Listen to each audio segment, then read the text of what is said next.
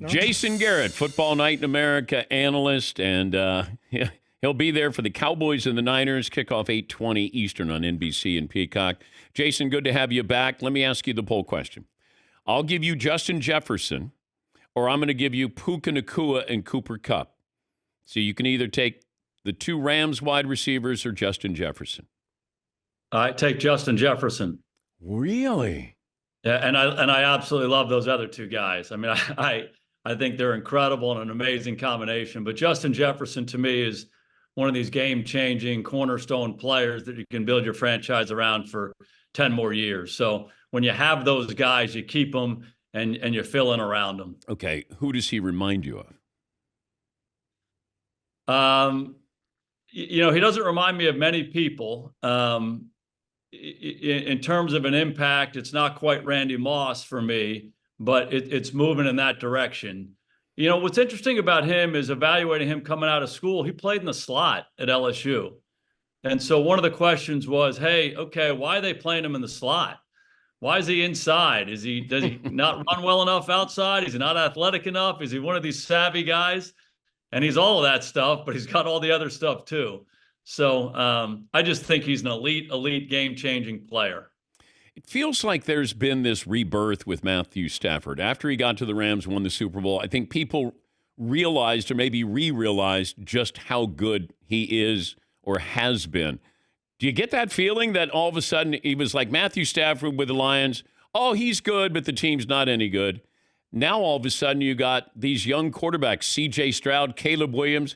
They're talking about looking up to Matthew Stafford. How did that happen? Well, anybody who's watched football closely for a long time realizes how good this guy has been. And that's easy to say now, but I mean, if you study quarterback play and you study offensive football, what he did for all those years in Detroit was amazing. And you said it was in a rough environment. The team wasn't very good, but if you watched him play, he was really good. And we had a couple experiences playing against him where we're like, damn. I mean, it's Stafford again, just doing some ridiculous thing against us. And he's a rare passer of the football. I'm actually working on a project with NFL Films right now and the evolution of throwing and how it's changed since Joe Namath to today. And we've studied a lot of different guys and talked to a lot of different guys. And one of the questions that's come out of it is, okay, is there an ideal throwing motion? And so we've asked a lot of people that. We've studied different guys to say, who's got the best throwing motion? And in the midst of doing this, I went to a Rams practice in the spring, one of their OTAs. I'm standing on the sidelines. I'm like, lightning bolt. I think it might be Matthew Stafford. I mean, he's just ridiculous how talented he is throwing it. But like with a lot of guys, what separates him from me is the intangibles. His toughness is rare. But let me go back to the form, the actual, not the quarterback himself, but just the art of throwing a football. You're saying Matthew Stafford is going to be high up on that list? Way high up on that list. Okay, who else would be up there that might surprise me? Over time? Like Warren Moon, to me, threw the prettiest deep ball that I ever saw. Yeah, we used to be in warm-ups, and Warren Moon would be throwing pat and go. Would be like, I don't know that anybody throws it better than that guy. So you're watching warm-ups of Warren Moon while you're facing him. Yeah, it's a great question, and I've been studying this and talking about it my whole life. The guy that I play with for 8 years in Dallas, to me, is one of the most underappreciated passers of all time, and that's Troy Aikman. I mean, he was just rare throwing the ball.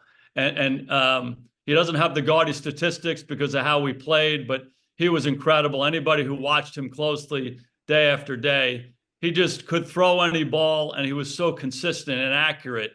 Catchable balls, unbelievable. Marino, Elway, the obvious ones.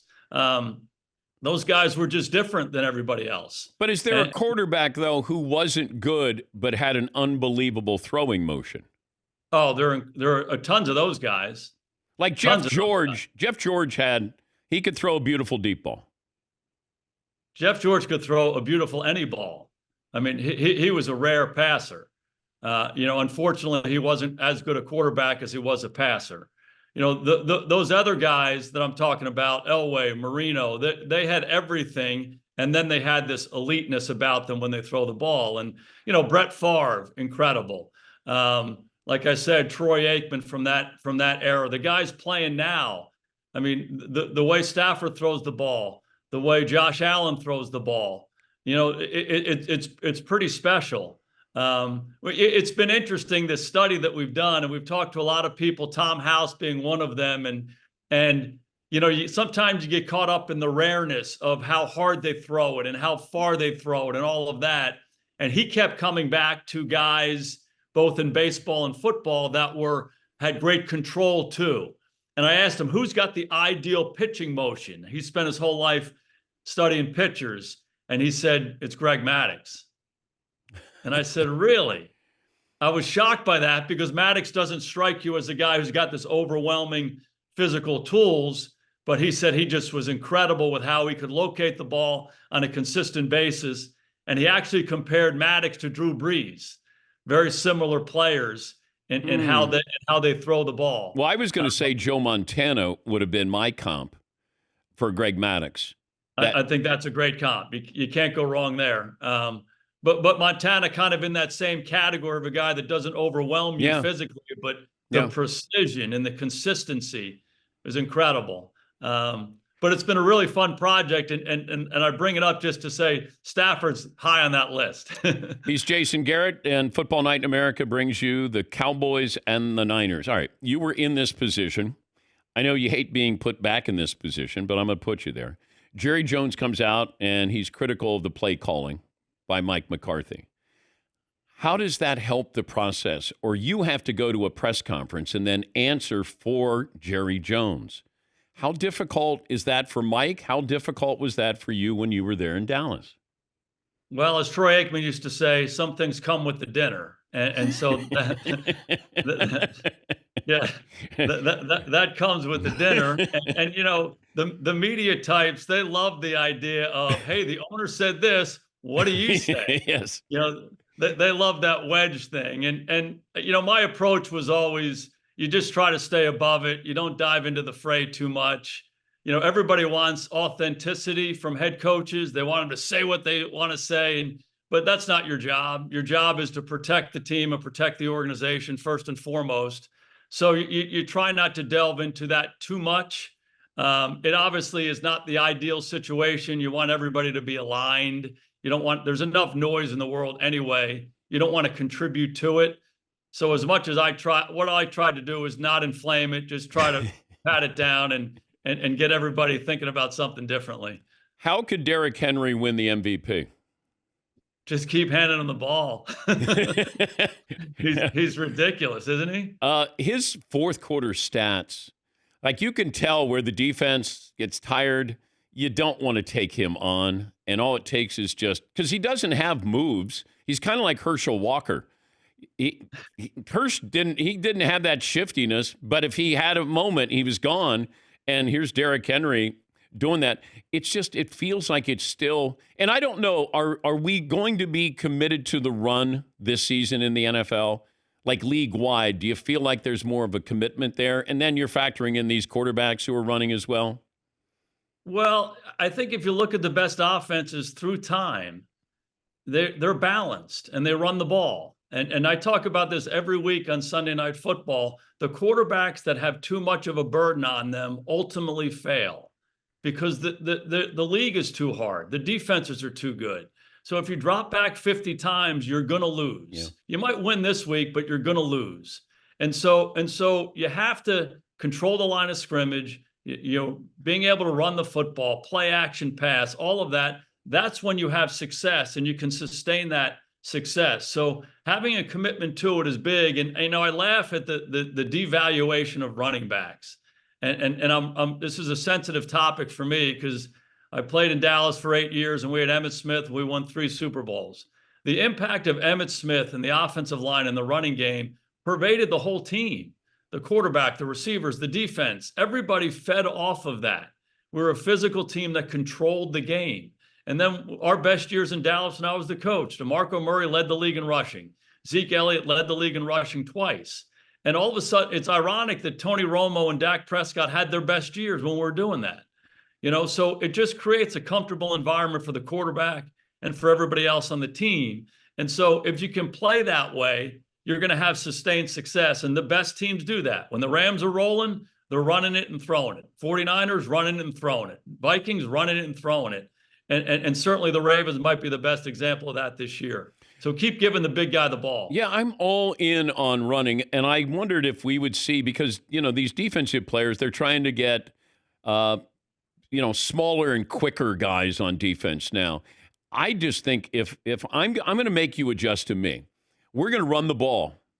You might be ready for everybody else in the NFL and, who you're going to face. With us, you got to deal with our line, and we're going to run the football, and I would have an advantage at least half of the games where you had to adapt to me. I don't know why somebody just doesn't go all in and say, we're going to run the football and then we're going to pass the football, not the other way around.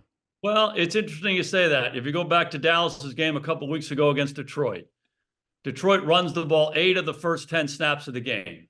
Detroit's built their team the right way. They got great offensive linemen. They got 2 big-time runners. And that's where it starts. So everybody talks about Ben Johnson, boy, the trick play, the this, the that, the other thing. What they did early in the game was, Cowboys, let's get ready, defend the run. We're going to hit you right in the mouth, and we're going to make you defend this run. And then everything else came from that. They controlled the line of scrimmage. Now the drop back game comes alive, the play action game, the specials, all of that. So you're preaching to the choir right now. I mean, you got the incense out and you're throwing it on me because, this is what I believe in. That's how we built our teams in Dallas. Tyron Smith, Zach Martin, Travis Frederick, Zeke Elliott. That's how we wanted to play. If you were coaching the Dolphins, how would you handle the Tua situation? Hard for me to answer that from afar. I'm not there with him every day. So I got to be careful with this response, but err on the side of really, really having caution about him as a person. Ultimately, when you're coaching players, and I use this word very deliberately, you love the guys. You ask them a lot, and you develop a relationship with them that's so strong that you love them and you care about them first and foremost. And so that has to be line one with him. Like, Tua, we care about you for the rest of your life. So we better really all be on board on the medical evaluation here before we put you back out there. And but let's say he's cleared, though, Jason. Let's say he's cleared. Again, but do you change your pass protection? Are you changing your play calling because of his potential condition? Well, let me just finish what I said. I got it. He's cleared. But let's ask that question again and again and again and again before he goes back out there. And if we're all okay with it, family members, medical people, Tua himself, the whole deal. Okay, now we go do it. And I do think you're extra careful and extra deliberate in how you call the game. Wow. And you coach the heck out of them, like I know they have, on what you do when the play breaks down and getting down. And we're not diving for first downs. We're not doing any of that. But you get the ball out of your hand quickly. They do that. When you throw it down the field more, you better have extra protectors, because that's first and foremost with any quarterback, but particularly in this situation. Are the Niners still a contender, Super Bowl contender? Absolutely. Even with all the injuries? Yeah, the season's young. There's a lot of football to be played. There's narratives that come out every Monday about what's going to happen the rest of the year based on what happened yesterday. But I have a lot of faith in their coaches, a lot of faith in their players. Obviously, they're banged up. The receiver situation is real, but they're going to get some guys back, and they're good enough to adjust to the guys that they do have. The thing for me with them that has always been so damn impressive the last few years, I feel like their defense was elite in how it disrupted the game and controlled the game. You couldn't make an inch against them. And you wanted to throw, if you were hesitant at all, the ball's going to get knocked out of your hand. And oh, by the way, 54 is going to intercept another one. and all of that. I don't feel like they're quite there right now. And I think for me with them, they have to get themselves back to that place. Those elite players have to be elite and extra elite to deal with some of the issues that they have on the other side of the ball. But I have a lot of faith in their team and their coaches, and there's a lot of football to be played. We'll be watching on Sunday night. Great to talk to you. My best to the family. Thank you, Jace. I always enjoy it. That's Jason Garrett, Football Night in America. They started 7 Eastern, and then Football Night in America at 8:20 kickoff with the Cowboys and the 49ers.